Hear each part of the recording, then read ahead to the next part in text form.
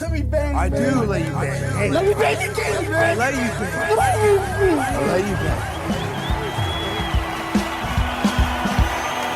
Greetings, marriage and virgins. Go for Jesus. No forget Jesus, people. Hey, I'm not surprised, motherfuckers.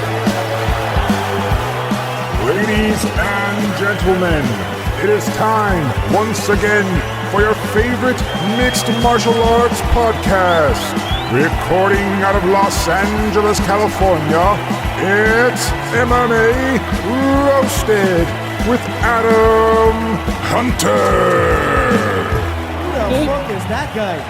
What's up, people? Welcome to a brand new MMA Roasted Podcast. It's me. I just got off a cruise ship, so I was like, the Wi-Fi was like the worst, so that's why we're coming in Wednesday a little late.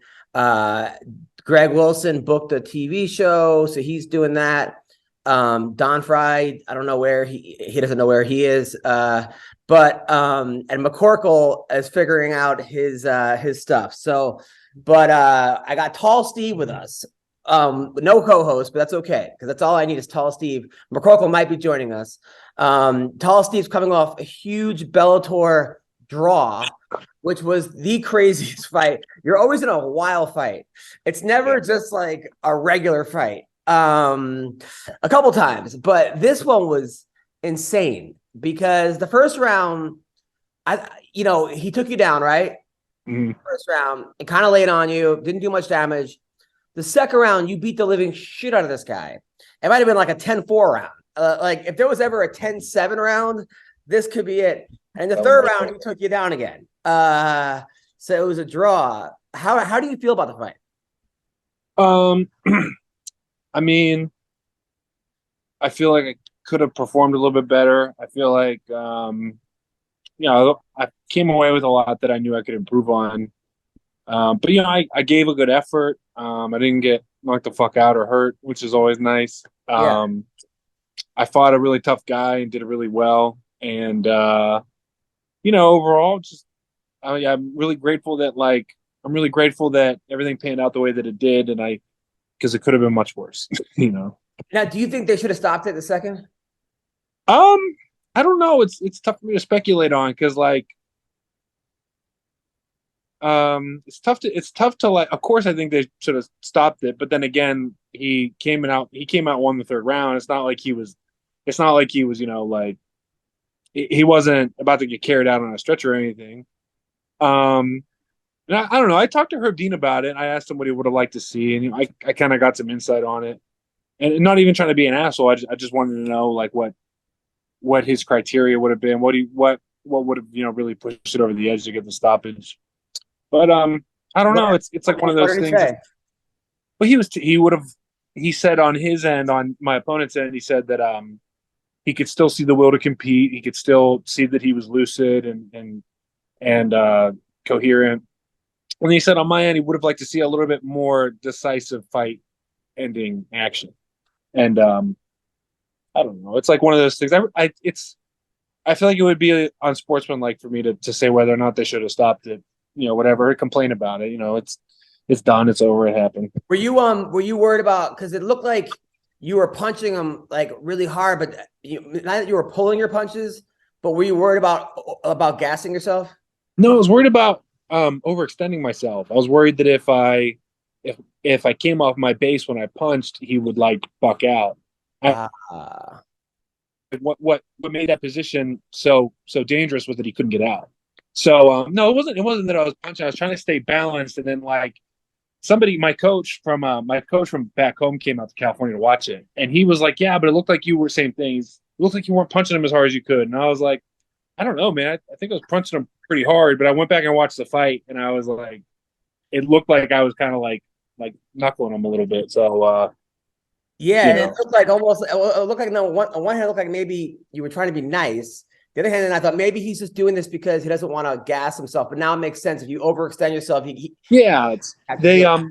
see when guys, even on the feet, guys punch and they kind of like fall over their hips or they don't have their feet with them correctly. You could do the same thing from the mount, and I feel like in practice I've done that a handful of times. I've overextended one way or the other, trying to go for something fight ending and gave something up. And like I said, I feel like what made that position so dominant, and I don't I think my opponent would corroborate is that I was just so heavy and like, oppressive on top that the punches were just kind of secondary. So I don't know. And then having said that, now it's like, well, damn, maybe Herb Dean made the right call. Who knows? It was crazy. Also crazy how he was an Olympic wrestler, right? That you I trained with him what? You took down an Olympic wrestler and held him down. That's what I was saying. I was 5 like, minutes. yeah. Well, he trained with us a long time ago, and I mean, I knew how good he was, how athletic he was. Obviously, like an elite level athlete. But I kind of came into the fight thinking like, I really wonder like, I'm always been pretty confident in my wrestling, but I came into this fight thinking like maybe I could really test myself and do it. And I came away from this fight thinking like, obviously I showed myself that I can. So like from here on out, I don't have any excuse not to like go after the really good wrestlers. I don't have to walk into fights anymore feeling like, well, they're a good wrestler, so I need to stay on the feet. Nah, fuck them. If they're a good wrestler, they're going to get out wrestled if they don't take me seriously. And especially in this fight, I was like, in a fight, like all the events blend together kind of funny. But in this fight, I was like, wait, did I take him down? And then I went back and I watched it and I was like, oh shit, I did. And then the one time he went for that like lat drop kind of thing. Yeah. And I like ended up on top of him. I was like, damn, that's like twice I would have scored, so. Yeah, no, you're like the next big wrestler in MMA. Now he also won $1 million, right? Yeah. So he came out and he trained with us. He was with us for like a month or so, maybe, and then he left, and we didn't see or hear anything again until we heard that he was in the finals of the PFL tournament, and then of course he went out and won $1 million. It's crazy. I was so happy for you, man. I was really happy for you, and then I was like, holy shit, dude, this is gonna be a huge win. And then even when you got the draw, I'm like, I don't know. I felt like it was a step up in competition for you and you passed the test. Yeah. But at the same time, I was like, of course you wanted you to get the win. Yeah. And I, not to cut you off, but I agree. I felt the same way. Like it was like, accolades wise, Elias Saev was the best guy I ever fought, head and shoulders above any, maybe with the exception of maybe Winalski, but, a guy who was a bona fide world champion. And I went in there and I competed really well. I obviously felt like I could have done a lot better, but like I said, it wasn't a perfect performance, not even really a performance I can say I'm pleased with, but like, there was a lot of positive to take away from it too. You know what I'm saying? Oh, 100%. Thanks for the shout out, by the way. You gave me a shout out of guys that you'd want to walk you to the thing. That was like, I was like, holy shit, dude. I was honored. It was me, Arnold Schwarzenegger, and somebody else, right? Vladimir Klitschko. But like if you're gonna ask me, like they said I think non-MMA or non-sports. So the first two were kind of like a layup, and then the last one I was like, okay, can it be any sport, just not MMA? And they're like, yeah, that's fine. So now one of the good things about having you on the podcast today, not to make fun of my co-host, is that I know you probably watched the fights last week. We have an MMA podcast, but Don Fry never watches the fights. Sean doesn't even know their fights half the time. So then I have to just kind of give a recap of the fights. Did you watch the UFC fights last week? I went in and out of them. Honestly. All right, Jessica Andrade. So Jessica Andrade won. Lost to Erin Blanchfield. Erin Blanchfield beat her. And that was a fight where I thought that Jessica Andrade she's obviously a great fighter, but she's a bully. If she's winning in the beginning, she'll win the fight. Except for the one where she slammed Rose on her head. That was the only one where I think she actually came back. Yeah. But she's one of these girls that I think if you could just somehow frustrate her or win the first round, you'll win the fight. And that's exactly what happened. Now, that being said, as good as Blanchfield looked, she's calling out Valentina Shevchenko. And if she fights the same way she did against Andrade, I think she gets pieced up because it just seemed like her, Andrade is as powerful as she is, her technique is she just throws these wide punches. So I thought Blanchfield looked better than Andrade, but still was like this. And I just think Valentina, who's is just going to light her up if she fights the same way. Now, that being said, she's going to prepare differently and blah, blah, blah. But as good as Blanchfield looked, I don't know. I mean, just Shevchenko's chick's just on a different level.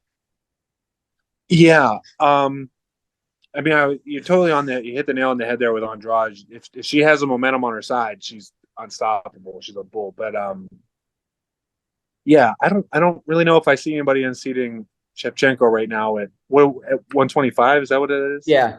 Yeah, I don't know. 125, I feel like that's her weight, and I even really feel like at 135 she'd be pretty unstoppable too. Man, but that's yeah, that was a big win for Aaron Blanchfield. I like people that can come in and get it done like that. Did you watch the Jordan Wright versus it was Zach Palka? Did you watch that? Yeah, I did watch that. Yeah, That was the weirdest. Jordan Wright, like, he starts laughing and smiling, and he's losing. It's one thing to do that when you're winning, and he's looking up at the what is it, the monitor? I don't know if he's looking at the time or I could see you're looking up at like there were times where people looked up at the monitor to see where the guy's head was, and he was elbowing him back. There was one fight where a guy did that. It was kind of funny, but it was in the clinch. It's like, shouldn't you look at the person right who has you with the underhooks? Like, what was he looking at? Yeah. I don't know. I've never been somebody who was able to like.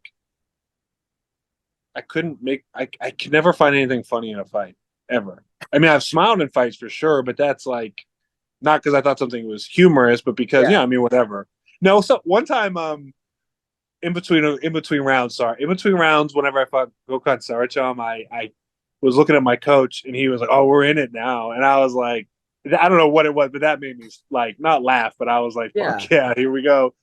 But yeah, I don't know. I'm with you there. It's like I don't know what's so fucking funny. Funny thing is, I was in practice, and I especially the heavyweights. I feel like I'm that fucking dork who's like, "Come on, guys, let's go." You know, the team captain type that like everybody thinks is annoying. Yeah. And there was heavyweights wrestling, and our coach had gotten on us earlier in the day about how like. If you're staring at each other, like we're doing 1 minute goes, like live 1 minute goes from neutral, so from the feet. And I looked over and noticed that every round they were just staring at each other. They were just on the feet, hugging and whatever. And I told them, like, guys, if you just stare at each other, you both lose. And the one dude started laughing, and it pissed me off because I was like, that's not funny. Like, if you want to be a professional fighter, losing is not the business. That's right. That's how your career ends, or I mean, whatever. And it's so yeah, to tie it back in, I was watching the fight and he was like getting elbowed up against the fence. It wasn't this sensational performance of like dominance from Zach Palga. I mean, good for him, he won. But it just this dude's getting fucked up, his head smashed up against the cage. What up, Sean? And he's sitting there smiling while he's getting cheese grated on the fence. And it's like, for me watching it, it's like, bro, there's nothing funny about that. Like you're getting smashed and like yeah, I'm with you there. It's like, what? I don't understand what was so funny. Like, and then in the last round, if I remember correctly, Jordan Wright like came on and started fighting a little bit. Yeah, it's crazy because he's lost his 3 fights in a row. This will be the 4th fight. The guy was like, you know, they're calling him the Beverly Hills Ninja. That pretty much people have figured out with him, if you just give him no space, that you could beat him. I thought Zach actually had like an old school Randy Couture type approach of just like grind him up against a thing. It was weird. Did you watch the fight at all, Sean? Last week, Jessica Andrade. No. I knew it. Like I said, I go, this might be the first podcast where I don't have to just explain what happened. So Jessica Andrade lost. We talked about that. Blanchfield took her down and submitted her and beat her on the feet. Just was like kind of bullied her. And then the second fight, that guy, the Beverly Hills Ninja, the whole time was like getting beat up against the fence and was just laughing and smiling. And we're talking about, has that ever happened to you? Have you ever started laughing during a fight, Sean? I laughed before, but only because somebody said something weird to me in a fight one time. I laughed. The guy told me how strong I was when I picked him up and slammed him. And I awkward and I felt bad for him at the same time. So I kind of started laughing, you know? And yeah. Then there was one time before a fight, a guy winked at me as we were standing there because he knew he was going to get beat up real bad. So he winked at me like to let me know he knew he was about to lose, and that made me. Yeah, no, it's like comedians that laugh at their own jokes. I'm just like, dude, you know the joke is coming. You told it 4,000 times. A lot of times comics don't want to not hear laughter. So they laugh that way. At least they heard someone laugh. It's like an insecurity thing. But then there was a guy who fought this guy, William Knight. This guy looks like he looks like an Adonis. Like you put him in a lab. Black dude, just fucking muscle on muscle on muscle, right? I mean, if you were like gonna cast like a bad guy villain fighter in a movie, this would be the guy. The guy he could not, because he's black, just because of the way he looked. The guy did not throw a punch. Sean, he got leg kicked to death and didn't. His corner was screaming at him like, "What are we doing here? Why are we doing Then he said afterwards he got death threats. Which, by the way, if you're gonna fucking give a fighter death threats, what, for fucking up your parlay? I hope those people get reported and get in trouble for it. But that was the weirdest. Prowls was on the phone with him the whole time. On the phone with him. Tall Steve, have you ever seen anything like that? Yeah, it was weird. It was like one of the weirdest things I'd ever seen. Like, the dude totally laid an egg. I was watching it too, and it was weird that he just walked around the cage for 20 minutes and just let himself get kicked to death. That's Sean, it's kind of weird. We're in a POV position where you're getting a blowjob and you picked up Vaseline. I don't know what this is. Trying to find something to prop my phone up against. But yeah, you think he had money against himself, Steve? I didn't even think about that. I don't know. Then I think if you had money against yourself, it'd be so much easier just to like claim a knockout, right? Just bow out at some point, because then you could take a higher. Your betting line would be higher, because then you could pick when the stoppage would be, right? Right. It does seem like he got leg kicked to death. He couldn't use his leg, and I think he just started. It was one of those things where I'm not sure how much experience this guy has fighting, but what probably happened, I have to look into it, was they probably fast tracked him because the way he looks. Yeah. And this should have been like his third or fourth fight. You have that kind of a thing, and then you figure out what went wrong.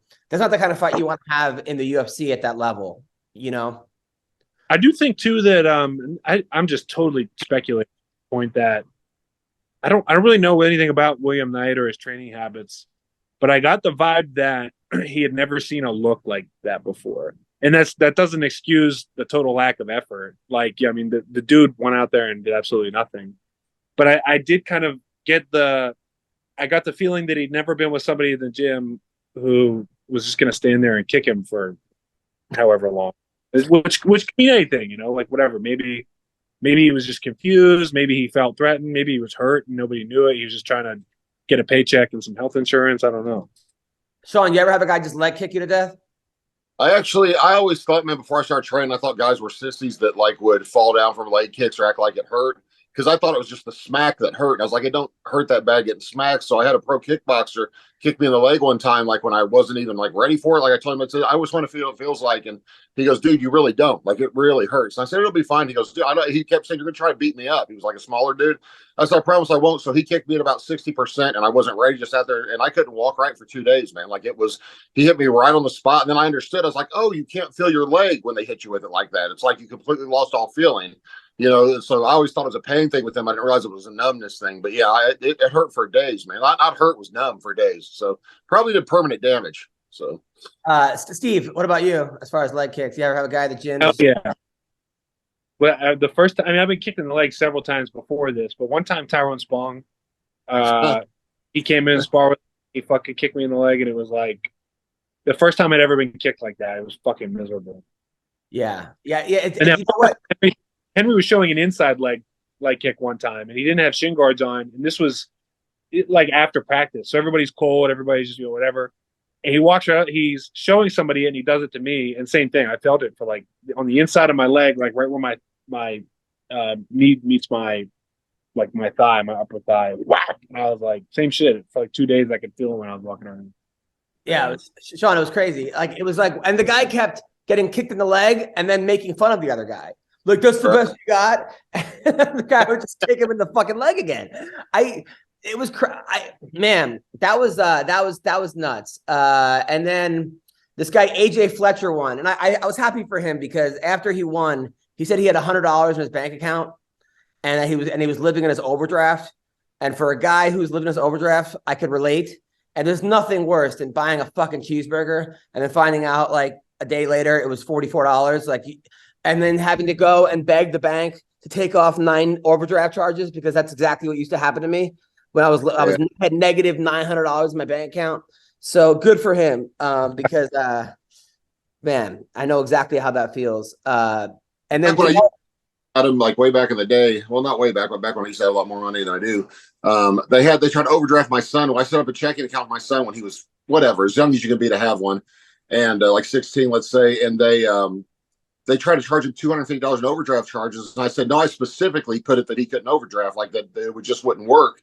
And they tried to still charge it. Well, we could take a couple of them off. And I happened to have like $300,000 in their bank at the time.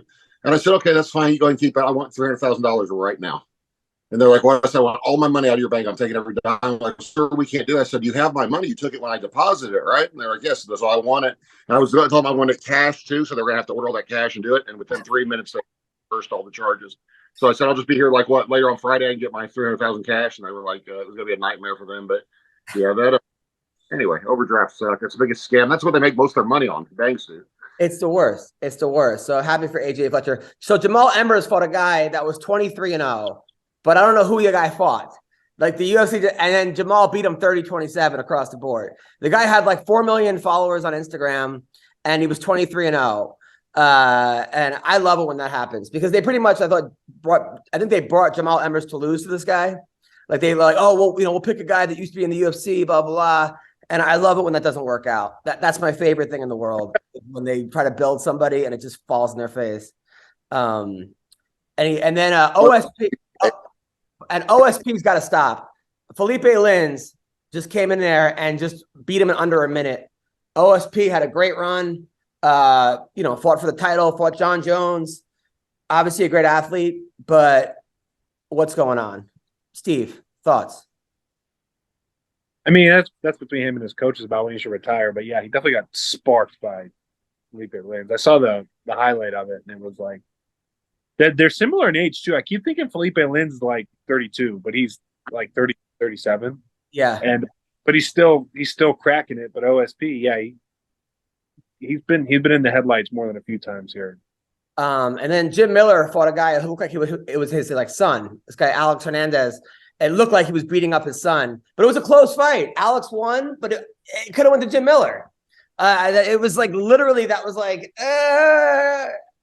Did you watch that fight? What was that, Sean?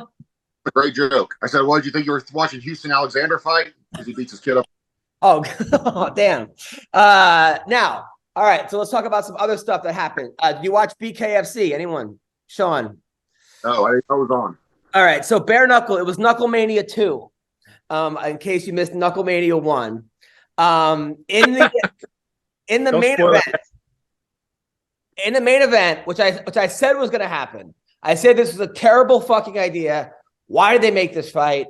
I was against it, and I like Diego Sanchez, but he got this shit beaten out of him by Austin Trout, who was a professional fighter, who went the distance against Canelo, who had like 4 world titles at one point, and he beat the shit out of Diego to the point where like he was looking at the ref saying, please stop the fight. Please stop. And then it was beyond sad. So now Diego is suing because in the beginning, and there is a video of Austin's corner, they greased the back of his neck so that Diego couldn't clinch. That's why he said, or they put Vaseline in the back of his neck, and now Diego is suing. But I don't think that is what made the difference in the fight.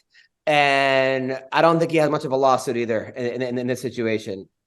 Steve, did you watch it? No, I'm sad to hear that though. Alan Belcher's fighting bare knuckle this weekend. I'm kind of hype about that.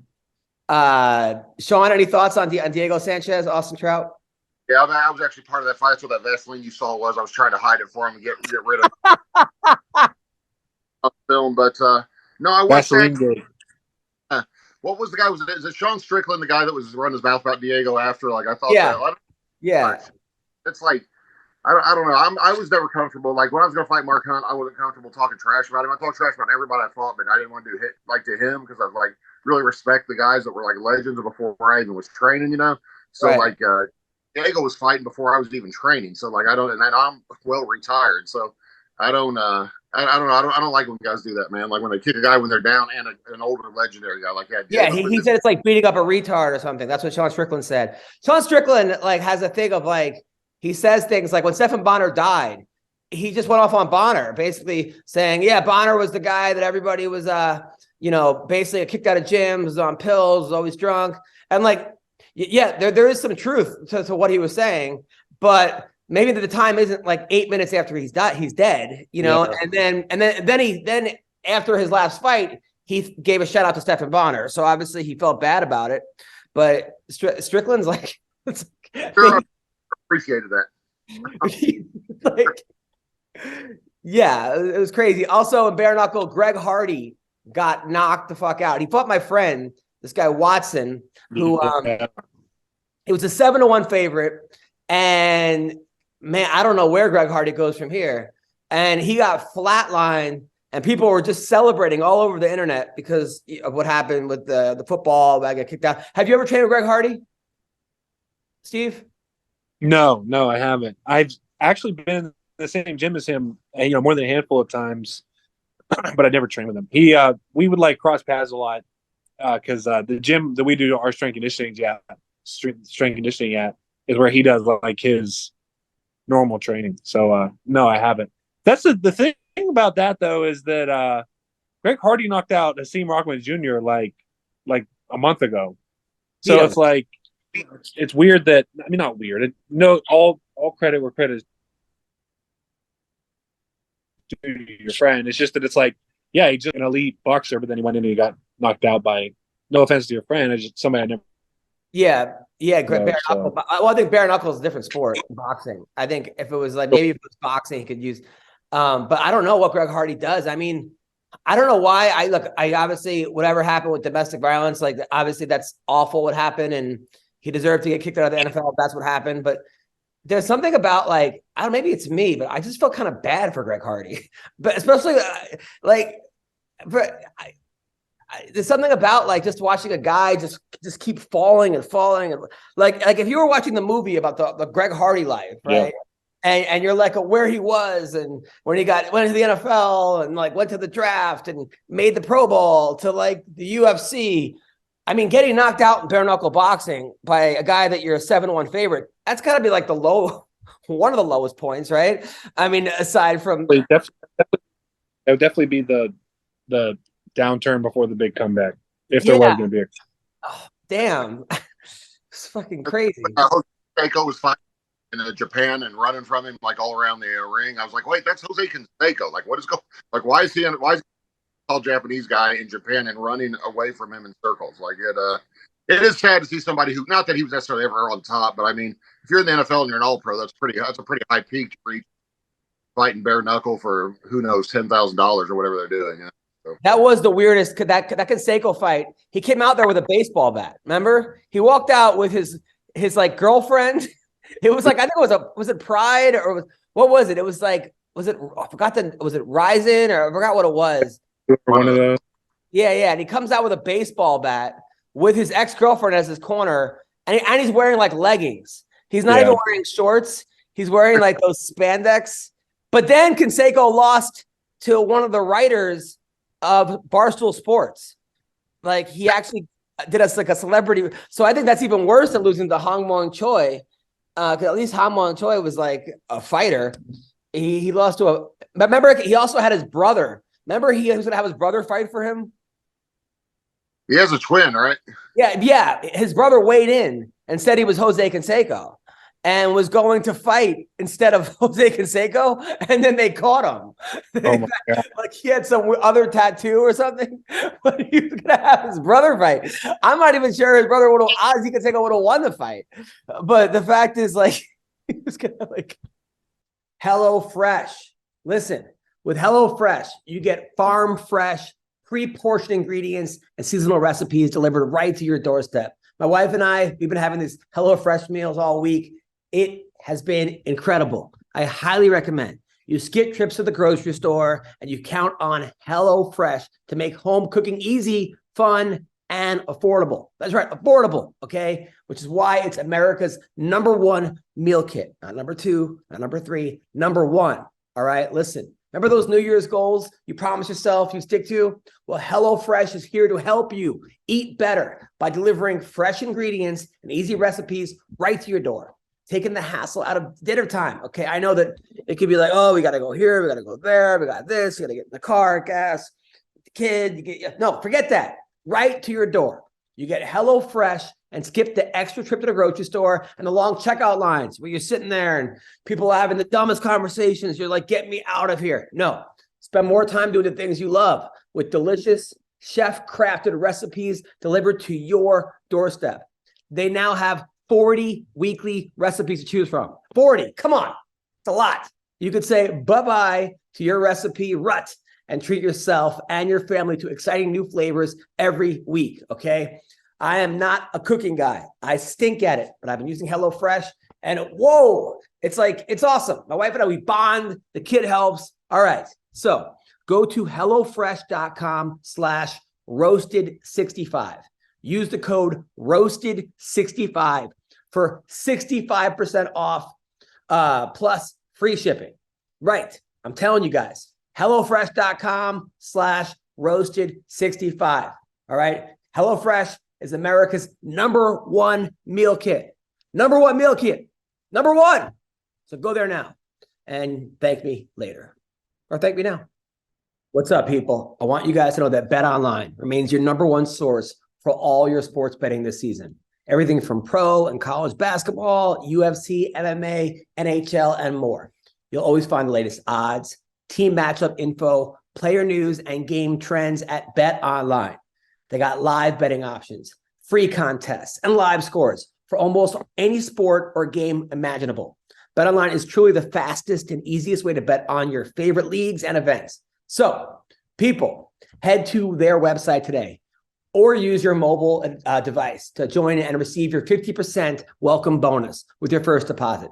Make sure to use the promo code CLNS50 to receive your rewards. That's right, CLNS50. BetOnline.ag, where the game starts. Highly recommend. Did you ever hear about when Frank Stallone started boxing after Rocky came out? Like he was trying to find a way to make a living.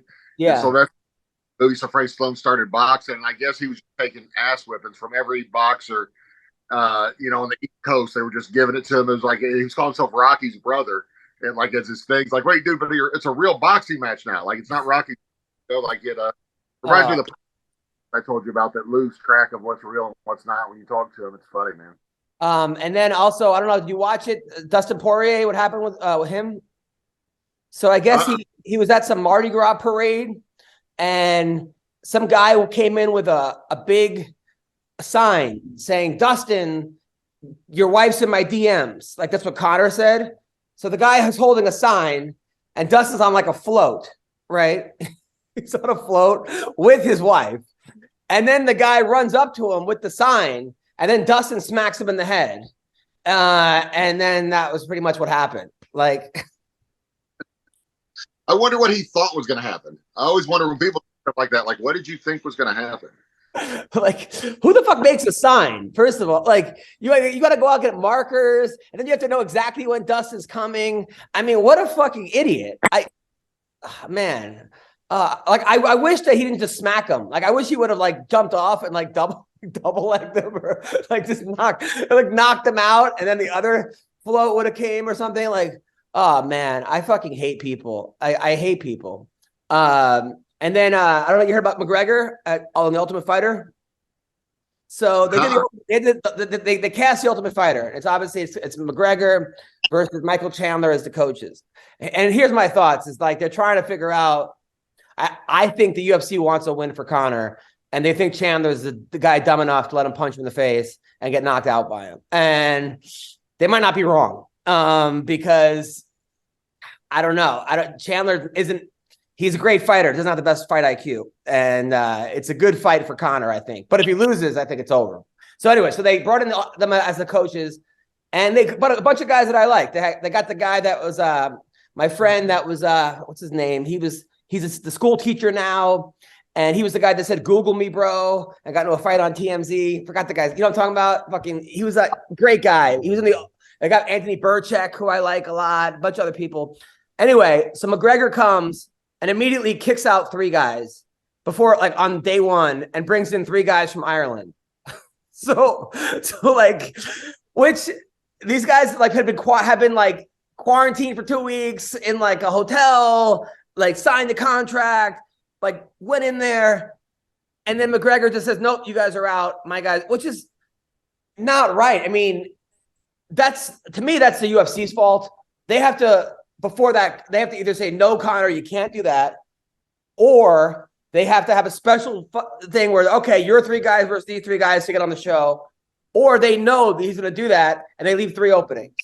But to allow him to come and just fucking was there the 3 he kicked off, or just he picked 3 at random and told them they're out? I'm sure he picked the 3 guys that he deemed were the worst guys. Steve, anything that you know?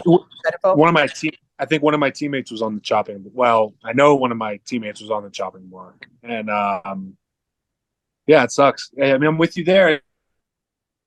Well, hey, look, like it'd be one thing. I think if the UFC had been like, "Wait, look, like some things change, but we're going to compensate you, and we'll make sure that we have another avenue for you." But I'm with you there. I think if you make your word to somebody, especially a fighter in the prime of their life, trying to fucking crack it, make it happen, and you tell them they're going to get this big opportunity just for somebody to show up and say, actually, we're gonna have my guys coming. It's like, that's fucked up, man. It's bullshit. That's I don't really know. Is that really what happened though? Because I heard, didn't the UFC say they didn't do that?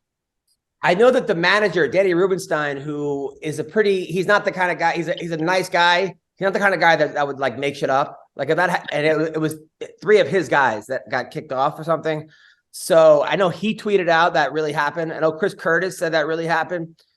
But also, like, my friend Loic was in the PFL finals 2 years in a row, and he got signed up for this show. And I was like, he's the kind of guy that, like, I know just how good he is, and this was like the kind of opportunity that would like really, really give his career the bump that he needed. And he didn't really get into the minutia of what happened. He's Tajikistani, so I probably couldn't articulate it in English anyway. But he just posted that, like, UFC, I want so bad, like, please, I'll do anything. And I was like, man, what the fuck's going on?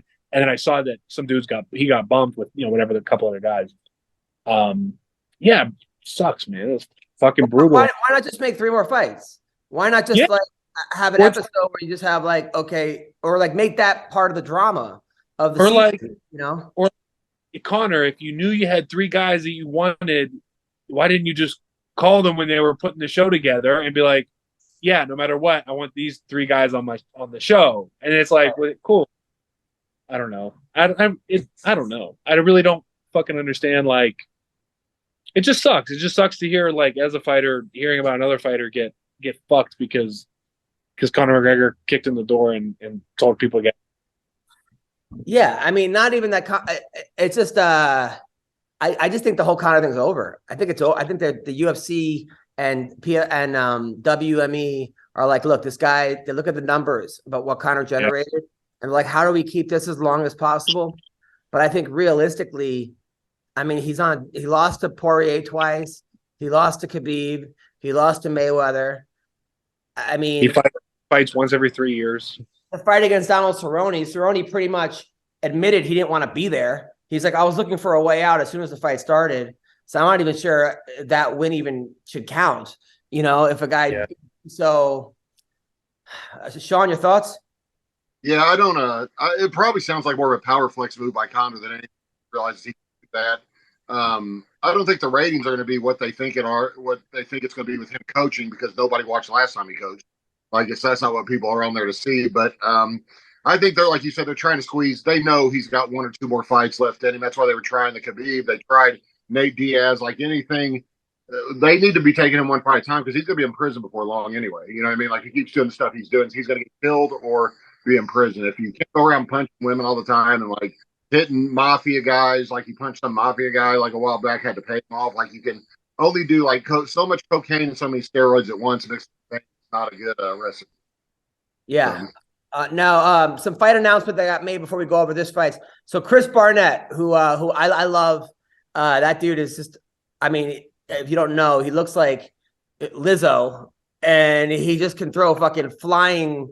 Like, I've never seen a guy. I guess. Well, I had to research him. His father, uncle, grandmother, everyone has been a black belt in his whole family, his whole lineage. He's been doing karate his whole life, and he's also a professional dancer, like break dancer. He actually used to dance battle. Best thing ever. Like, you can't even believe it's happening. So he's fighting Chase Sherman, which is going to be a good fight because Chase Sherman's a guy you could punch 10,000 times. He doesn't go anywhere.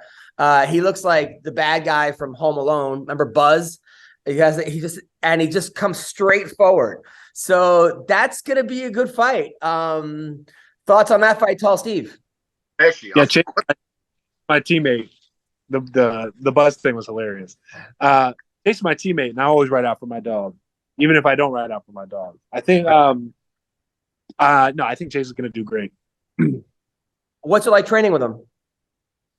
Just like you said, he's like the fucking Terminator. He's always walking forward. He got his hands up. He's stiff and he's awkward and he's weird, but he's fucking effective. We saw even in his last fight where he lost, it's like he has his moments where he can mix it up and do everything. He can box really well. I think this fight's going to go well for Chase. Matt Brown is fighting Court McGee. That's a fight I like. Don't put fucking Matt Brown in against an undefeated guy from Brazil who's 20 years old on juice, and don't put Court McGee against again. Like, that's a good fight right there. You got two names. Maybe they're not exactly in their prime as they once were, but they still got it. And I like that fight. Sean. Yeah, I would like to see him do more of that, man. I don't understand why we were talking about, like, when Tony Ferguson kept losing, you keep feeding him a top 3 guy. Like, dude, let him get a win. Put him in with the number 15 guy or something. You know what I mean? Like, just let him get, or, the Pride was great about that, about building fights or building fighters. They would give a guy a couple easy fights and build up to a big one. They're not easy, but, a couple of really winnable fights and do that. But it's, or if they lost a couple in a row, they give them one they can win. But, that's good. I'd like to see the older guys like that fight older guys. I don't like it when they, that's what's funny is when they were bringing me into the UFC, I thought my biggest concern was I was just going to be served up to some killer, and they were just doing it because they like to take unknown, undefeated fighters, bring them in and let them get beat by one of their guys. This is like 2010. But they did it to like 3 different guys from Indianapolis. They brought in guys that were not know and then gave them the guys that were they're on the Ultimate Fighter that were good, And so I said, I don't want to fight anybody. I want to get served up for whatever they were paying, $8,000. And they said, no, it'll be another first-time UFC guy. Then I saw it was Mark Hunt, like they tricked me. After I saw, because I was like, wait, is that Mark Hunt like from Iowa? Or are you talking about the actual Mark Hunt from Pride? They're like, well, see, the first time UFC guy, we didn't lie to you. I'm like, yeah, well, that's not, Fedor would have been too. And so I think that's what they thought. They thought it was a win-win. Either Mark Hunt looks great or I get rid of Mark Hunt for him. But either way, ironically, I beat Mark Hunt. Then my career went to hell and he won 6 or 8 in a row. So it was strange. And then they got this girl, Jenny Savage, who I like. She's this girl from Tennessee. She's actually like a little hottie. She's fighting Britton Hart, also another hottie who's married to Joey. What's his name? Joey, that fucking the Mexican, the Mexicutioner. Joey Beltran. Yeah. That's a good fight. That's actually a good fight. The first time Britton Hart won, but I like Jenny Savage a lot. And Rowdy Beck is fighting Christine Ferreira, who's a fucking monster. This is in bare knuckle boxing, by the way. Rowdy Beck, who had a boxing match, lives in Australia, also smoking hot. Tattoos, just looks like she could, the kind of chick that'll fuck you, call you an Uber, make you leave, even though it's your place. And then Christine Ferreira has been just a killer in bare knuckle boxing. So that's coming up. And then Bellator cut Pat Downey, which is crazy. Pat Downey's a guy.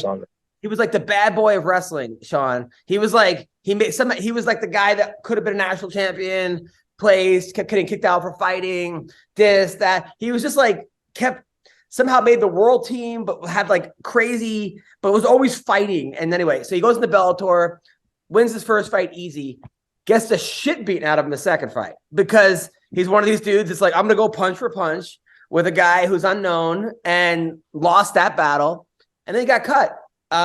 You know anything about this, Steve? Why? I know Pat. I mean, I'm not like best friends with him, but I like Pat. Yeah. I've always got along with him really well. He came and trained with us for a little bit. I mean, I'm with you there in the sense that, like, okay, man, that's his second fight ever. Like, okay, yeah, I get that they had high hopes for Pat Downey, and they might have been a little bit disappointed.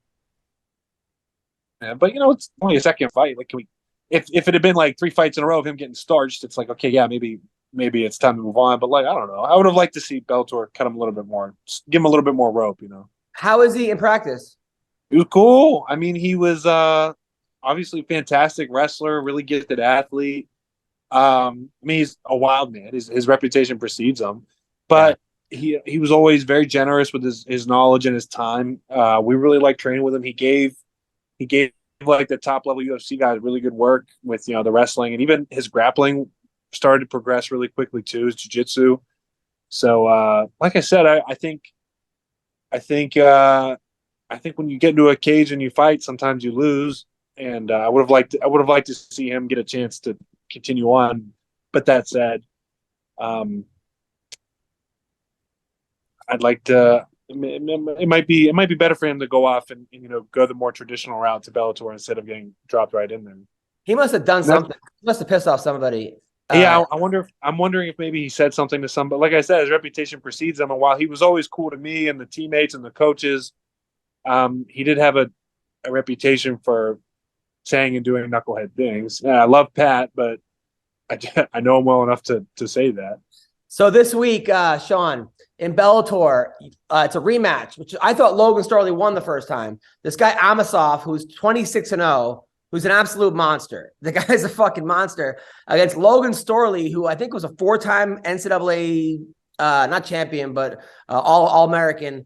The guy also is one of these guys that doesn't care. Like, he beat MVP in a fight where he almost got booed out of the building, and he didn't give a shit. He's just one of those guys. It's like, I know I can beat you in wrestling. I don't care how boring this is.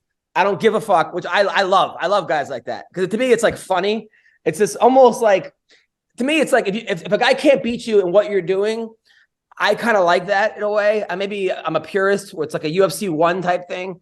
Like Ryan Hall, even I remember he kept going for like rolling knee bars, and I was laughing my fucking ass off, even though the whole crowd was like yelling at him. Anyway, so this fight is a rematch for the championship. I hope Logan wins. He trains with you, right, Steve? Yeah, fuck yeah. Logan's a teammate. He's he's a guy that, I mean, kind of like you just said, he just digs his nose in, gets to work. And to be fair, I think people don't give Logan the credit he deserves for rounding out his game as what he did. When he fought Naaman Gracie, he really kind of showcased his boxing skill. Not just in terms of his ability, but also like his hurt, and he was able to fight through the round and come back and win. And I mean, I could not agree with you more in the sense that, yeah, people were pissed off whenever he wrestled MVP to death, but that's what fighting is if you were imposing your will on the other guy and controlling him, that's winning the fight. I won't hear any argument to the otherwise. Yeah, Sean, any thoughts on this fight? So, man, I don't foresee my way. I cannot be fucking happier for Logan Storley to say, yeah, fuck you guys, I'm a better wrestler than you, and I would think he's going to go in there and do really well this weekend. Yeah, Sean. He's the same thing with Ben Askren. I was like, well, as soon as somebody stops it, maybe he'll need to quit doing it, or even the fight with Volkanovski and Makachev. They're like, oh, all he did was take his back and hold him there. I was like, well, he did take his back and hold him in whatever position. Like I said, all he did was hold him down and punch him in the face the whole fight. Where like, okay. As soon as you could tell that Volkanovski was getting mad, trying to say, come on, get up, let's fight. Like, I would love to be, anytime I was fighting somebody, if they had me down, be like, let's get up and fight like men. Let me on top. Well, Logan's one of these guys also that's like an old school, like I interviewed him a couple times. I'm like, do you like me? Like, his face hasn't changed. He's one of those dudes like from Nebraska where he just acts like he hates you. Like, he just but that's just him. You can't really get a good reading on him. He never laughs. He's got no personality, which I think I like about him. He's just an old school kid from Nebraska who probably is going to be either a billionaire or a wrestling coach or after he quits. But he's not one of these guys that puts it on for the crowd. He's just who he is, which is, I appreciate that. I'll tell you what, it's better to think someone hates you and then like you than think someone likes you. When I went on that trip with James Cummings and all those people, I thought they all liked me. Like I was joking, because I was joking nonstop, giving them a hard time. Like I wouldn't let Krause and Zach, and you remember I got Zach in trouble for trying to smuggle Cox in his ass into the submarine, like we talked about, just all kinds of stuff. And they come to find out later, like I couldn't get James to text me back when he was fighting in, I think, St. Louis or something. I was down there. I was like, dude, I was going to see you after the fight. He went to text me back, and then someone told me, like, he hates you, right? Like him and Zach hate you. I was like, wait, what? They hate me? He's like, yeah, they don't like you. They think you're cocky or this or that. And I was like, dude, what? Like I thought we had a hilarious 3 weeks together on that trip. Like I gave him a hard time, like teased him and stuff, but I didn't. I mean, I thought they could take it. I heard differently. I heard they all. I mean, Shayna Baszler said that you were the fun. They all loved you. She loved you the most. It was really cool. So freaking Steve. By the way, your Wi-Fi, Steve, is maybe worse than Don Fry's. I thought Don Fry's Wi-Fi was bad. Yours might be worse. But so McCorkle meets these two UFC fighters. First thing he says to him, he goes, "So what steroids are you guys on?" That's his opening line. Like, I had something in my mouth. I said, "Sorry, I got to take this Anavar real quick." Like I was like taking like Anavar. I said, "Guys, so what are you guys on? Like anything?" And they were like, "Wait, what?" They thought I was like, and I was like, "You guys don't take steroids?" And like James acted like he was like absolutely I would take steroids. Meanwhile, he's a bookie in 19 different illegal operations.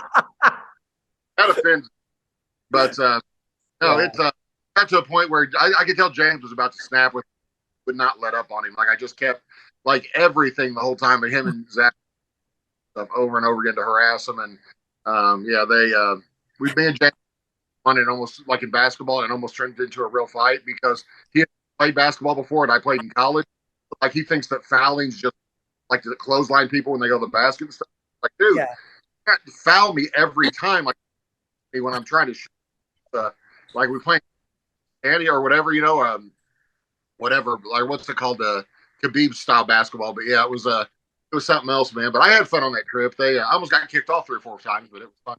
Yeah, no, 100%. Also in the UFC this week, it's Ryan Spann versus Krylov. I don't understand Ryan Spann at all because, like, I met him. He said he never did any kind of combat sports. Well, he was like 23, 24. He just went with his brother to the boxing gym, and his brother was a boxer. And then he just jumped in, and now he's ranked number 8 in the world, and he's just fucking beating everybody. How is that even possible? I mean, is that just from getting little brother strength of like?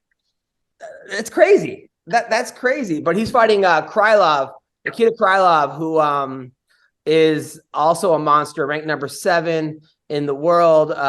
He's coming off a win over Ozdemir. He beat Gustafsson. He lost to Paul Craig, and he lost to Ankalaev. He beat Johnny Walker. Should be a good fight. Who do you like in this fight, Steve?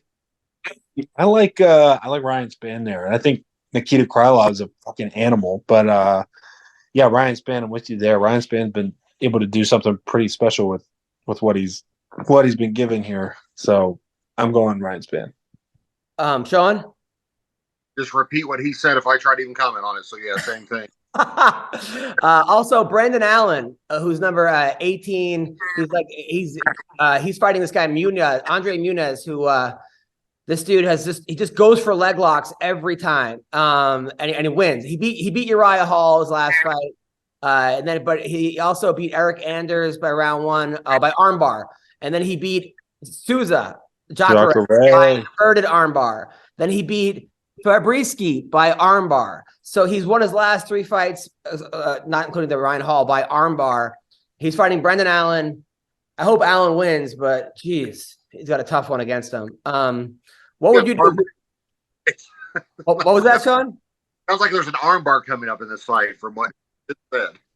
Well, Allen's won his 4 fights in a row, though. He beat Jotko by rear naked choke. He beat Malkoun. He beat Sam Alvey. He beat Gabriel Checo in a grappling match. I don't know why that's even on Tapology. And he lost to Chris Curtis. He got knocked out by Chris Curtis back in 2021. Who do we like in this fight, Steve? Brendan Allen's a teammate, and like I said, I always ride for my dogs even when I don't. Are guys just going for arm bars in practice against him? I haven't really seen. I mean, I'm when things were ramping up for Brendan Allen, I was kind of like focused on myself doing my own thing a couple weeks ago. But I'm sure, yeah, I'm confident that Brendan Allen did everything he needed to do to prepare for that. And I mean, I'm with you there. Andre Muniz is a special jiu-jitsu guy. To submit fucking Jacare is a big feather to have in your cap. But that said, Brendan Allen is going to go in there and get it done. Also, this guy, Don't Tell Mays. He's the guy, Sean, that had the guy on the ground and started humping his face. Remember, he was fighting that guy, and he literally just started using his cup to hit the guy in the face with his cup. And I posted it. It got like 6 million hits on it. And then the guy that was under him, I think it was Parisian, I was like, ref, what's he doing? Like yelling for the ref. But he's fighting Augusto Sakai. If any of these, Steve, I'm going to go through if these guys are any of your teammates, pipe up so we have some in-fight info. Actually, I gotta hop off here soon. So gotta hop off. Yeah. All right. Well, listen, thank you for everything. Congratulations on your draw. And and I will see you soon, brother. Yes, and I appreciate just to let the whole world know. Adam gave me the call fight week. It's very uplifting. It's very positive. I can't say how much I appreciate getting a call from the homies. Just trying to chime in, make sure everything's good, moving in the right direction. Adam's a good dude. I love doing your show. I wish I had more time. I wish I could round this out. We could call every fight for the next 6 months. But that said, Adam, thank you so much. I'll be back as soon as you invite me on. Thank you so much. Take care, brother. John, always good to see you, man. Always good to be on the podcast with you. Buddy, see you, man. So that was Tall Steve. Great guy. Nicest fucking guy. Almost like crazy. Also on this fighters, when you actually talk to him, man, it's weird. Like he seems like he could have done a lot of other things other than fight, like as nice as he is, obviously intelligent, so there's no telling. My dad used to get so mad at me all the time. He said, why would you choose that of all things? He said, of things you could do, like you've ran a multi-million-dollar business before, you want to get in and fight with people who have no other ability in the world but to fight? And I was like, oh, you wouldn't let me play football, Dad, it's your fault. So but I'm glad I didn't play football now that after I talked to Matt Mitrione. I said, I always regretted not trying to play in the NFL. He goes, no, you didn't. And I said, you don't think so? I said, dude, I could have made it. He goes, oh, I don't doubt you could have made it. He said, but I've had probably 40 concussions before I even stepped in the octagon. He said, so I got long-term stuff. He said, the NFL, if you don't play with concussion, you don't play. He said, like, you don't, if you even say you have a concussion, you'll get your walking papers. So that's the way it goes. You got to hide it and all that. And I did have something awesome. I'm probably going to save it for, I don't know, maybe we can show Greg next week. I got to grab this. So my friend and I were downtown Indianapolis, which looks like the Book of Eli now. Like it is, mostly because Denzel Washington's walking around murdering people. No, it looks like it's, I don't know, man. It looks like a war zone now. I hadn't been down there for years. So we get, they have this huge arcade down there, which is awesome. Like it's really cool. And the only thing we really felt like doing, because she had a broken hand from either from domestic abuse or the car wreck we were in. One of the two. Everybody thinks I must have hurt her or something. Hold on. We get in one of those little photo booths, all right? Yes. Boy, this was really becoming a pain in the butt. You know where it is? Okay, so we get in one of the little photo booths like you do at any arcade or carnival, and it's like it says it's $1, but you put $1 in, but then it's $5 if you want the picture. Right. So $1 what? Just to sit in here? Like they trick you, right? So then we get in there, we wait 5 minutes for the pictures to print out, and then this is what came out. It's apparently Greg Romero.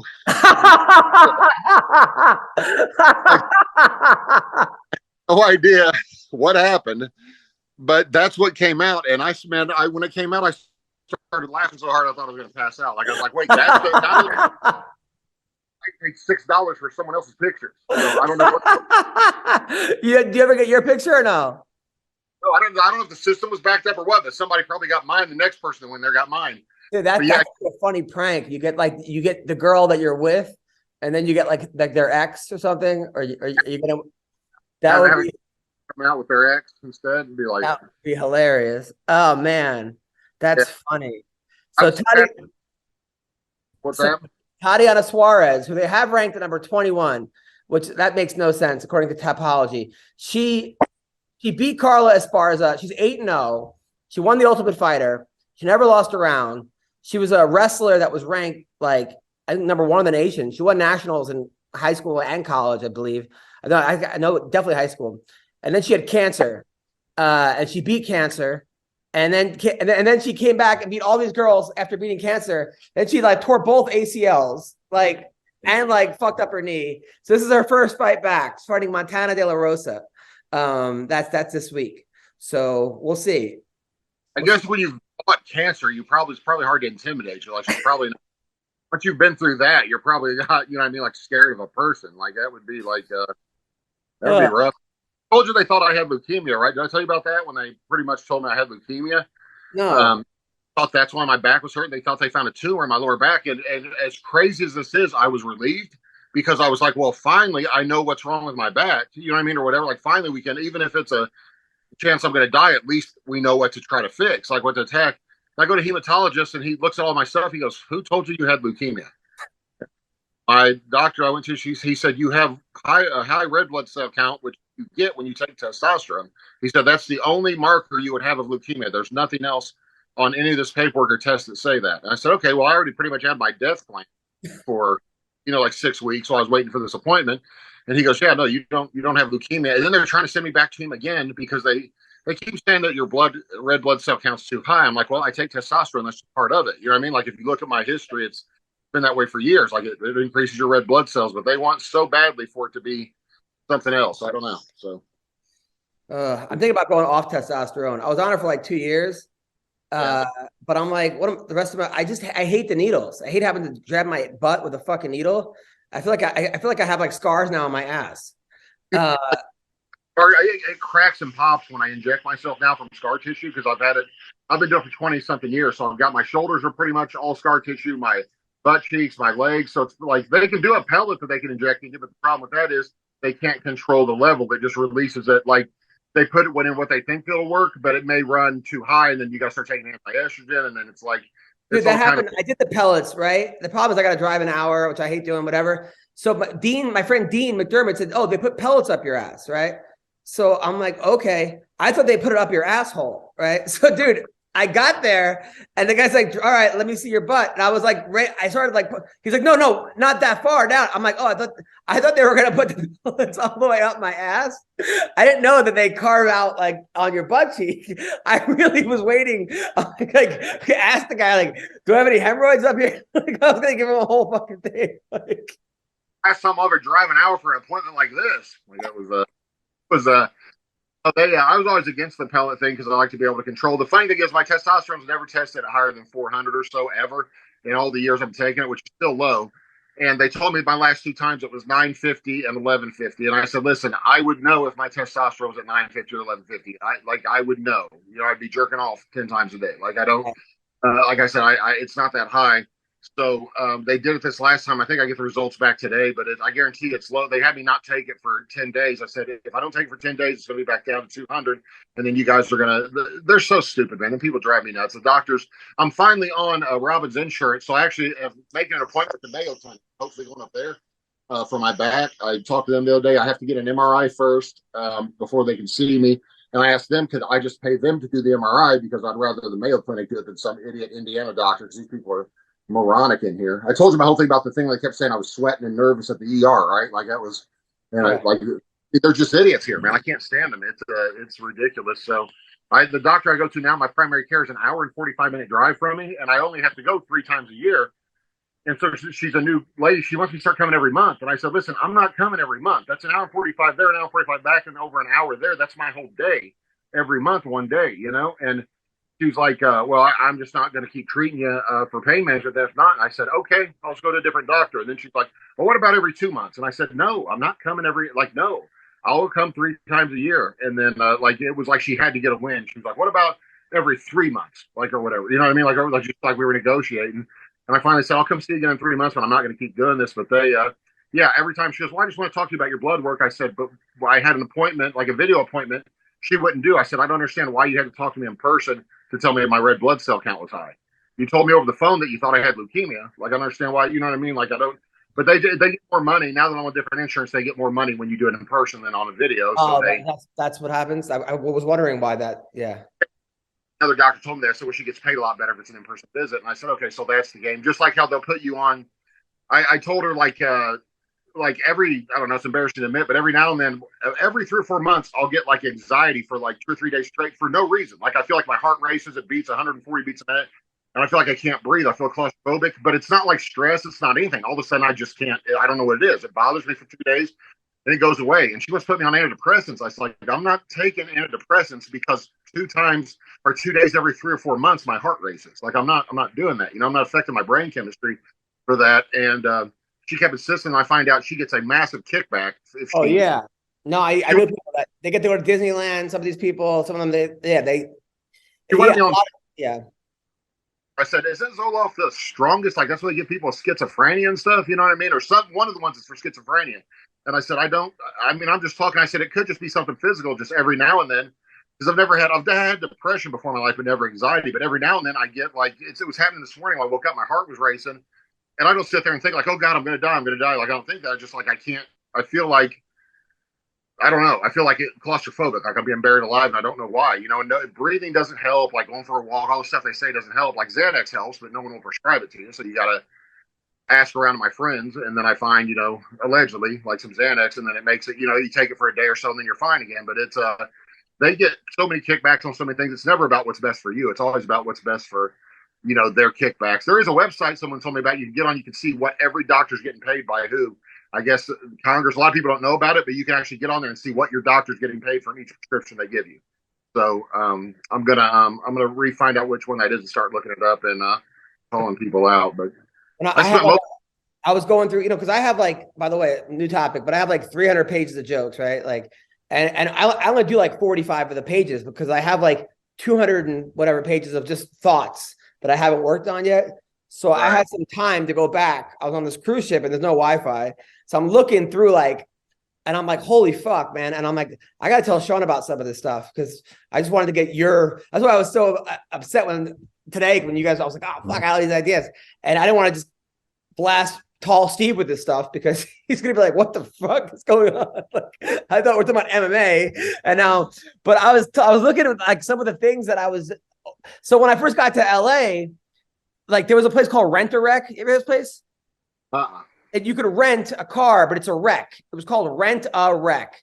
And it was like a punch buggy. It was $10 a day, right? This is like, I don't know, 2000. So it was like, but the car would just break down on you at any point. And then they come and give you another wreck. Like this was an actual business. I swear. If you Google Rent a Wreck, right? But they just renting shitty rental cars, or it's like a joke, like your car's going to keep breaking down, and they just it was like the same shitty green punch buggy. Like the speedometer didn't go past 50. Like I had no idea how fast I was going at any point if I was going more than 50 because it only went up to 50. Like, dude, they obviously closed this place down because I'm not sure. There must have been so many lawsuits against these things. But this was like called Rent a Wreck. I swear I used to go to Rent a Wreck all the time. Then I was looking at how my like dad taught me how to like steal. Right. Ever tell the story? So my dad used to take me to baseball card shows with him, right? He would sell baseball cards. And he had this grab bag. And there was a guy named Brian Taylor. Remember Brian Taylor? He pitched for the Yankees. And he could throw like 104 miles an hour at like 18. So his rookie card was like $125 for this gold card, right? Brian Taylor, right?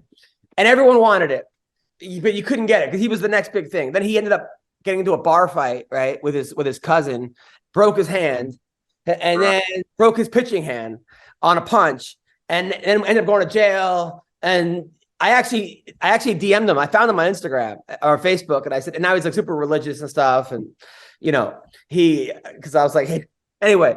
So these kids would come, and the card was never in there.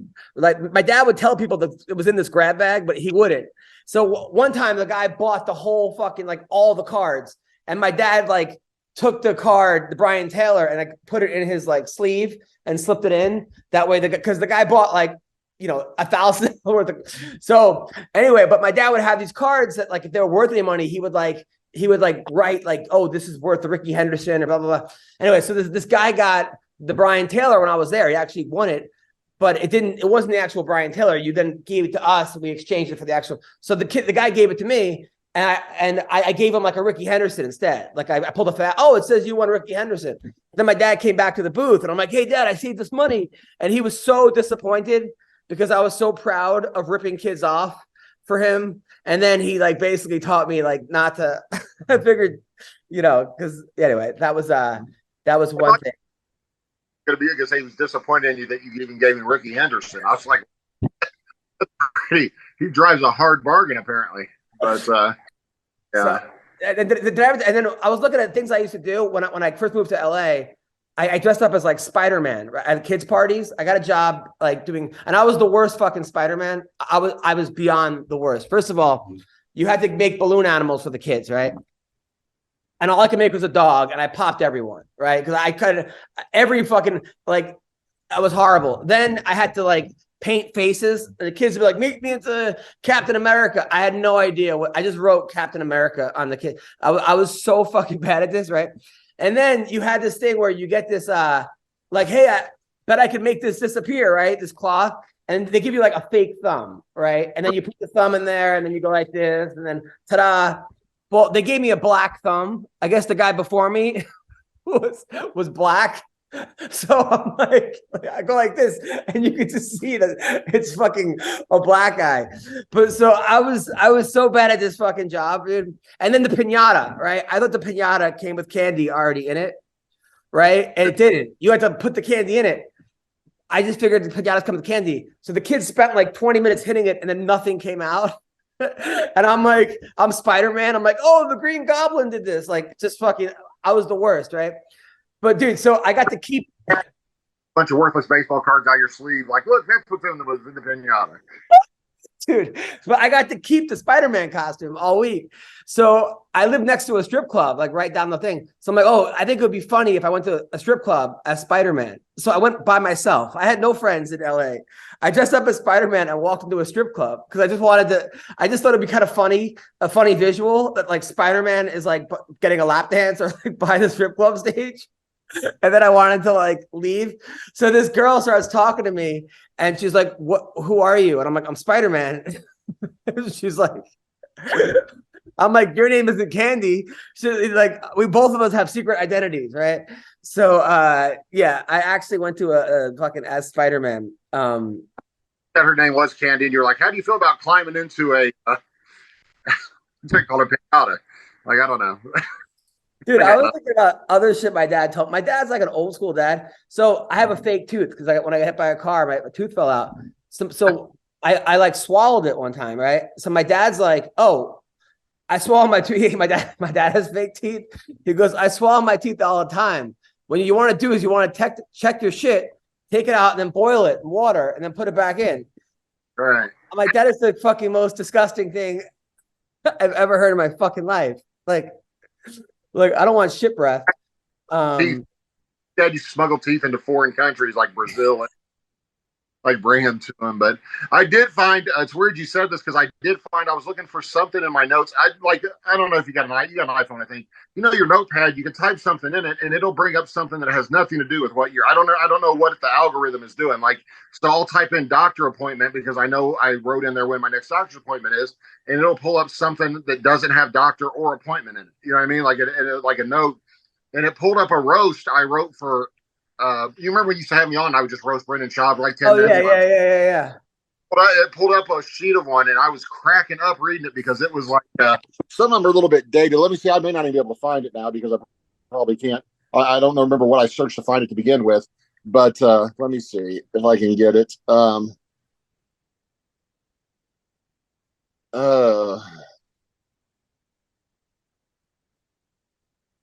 didn't make any sense.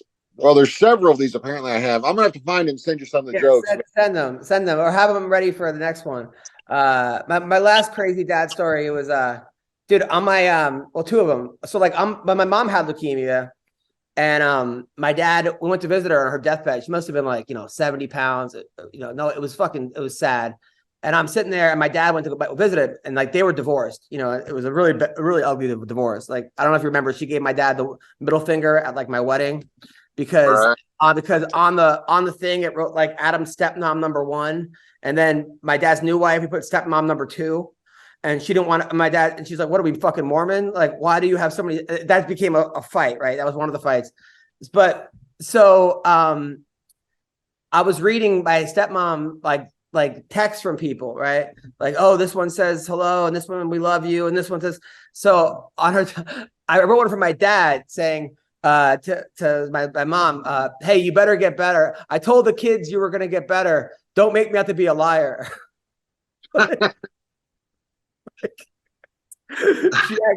she actually laughed at that. And then there was a time my dad so my dad hated my dog. Remember my dog that bit you, like Miles? I'm sure he bit everyone. He was the best, worst fucking dog. So he bit everyone. He was shit everywhere. He was used as bait for pit bull fighting. He's had a terrible life. So my dad hated watching the dog, but he always did when I was away. So he one day I'm like, he's like, hey, how's your dog? And I'm like, great. And I'm like, he's like, oh, you mind if I come over and walk him? I'm like, that's odd. He never wants to. I'm like, sure, right? No problem. So then like a couple days later, I'm home and my weed is gone. Like all this fucking weed is gone. Yeah. So I'm like, Dad, did you steal my weed? He goes, why? Why I'm missing? Did you notice something? Like I'm like, that's why he has to walk the fucking dog. He didn't even ask. Like, he basically used my dog as an accomplice for him to steal my weed from my house. Like, who the fuck does that? I did.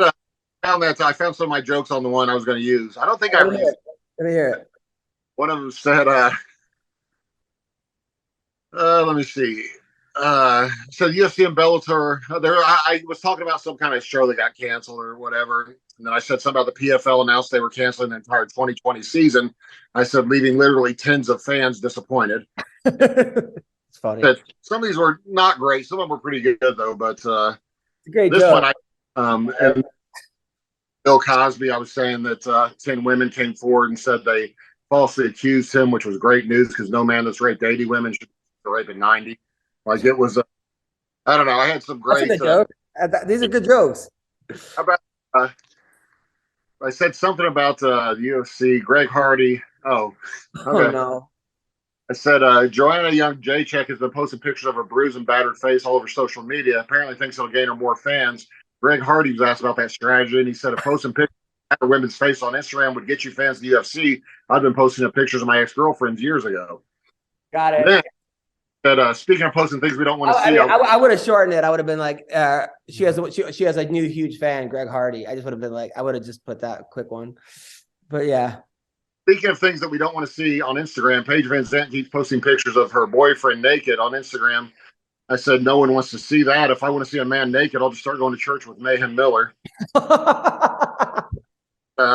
Mayhem spends more time naked in churches in a month than I did in 8 years as an altar boy at my local Catholic church.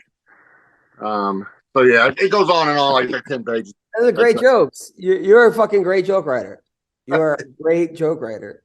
Great. How about the last one?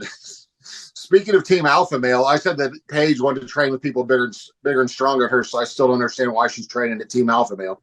And then I said, speaking of Alpha Male, this week Uriah Faber and Bruce Buffer announced their partnership in a new MMA multimedia company called MMA Surge. They both think it'll be a great partnership. Faber will be able to stand next to Buffer and pretend like he's taller than 4'10", and Bruce Buffer can pretend like he's not staring at the little hairy ass on Uriah Faber's. He picture himself burying his face in it. And I said, Why? I'm Bruce Buffer is gay, but let's be honest. You kick that guy in the ass, 100 cocks would fall out.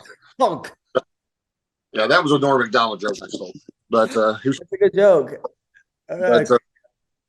Yeah, no, there's several more pages of them. So yeah, I'll probably try to slip them in here and there from the future episodes. So.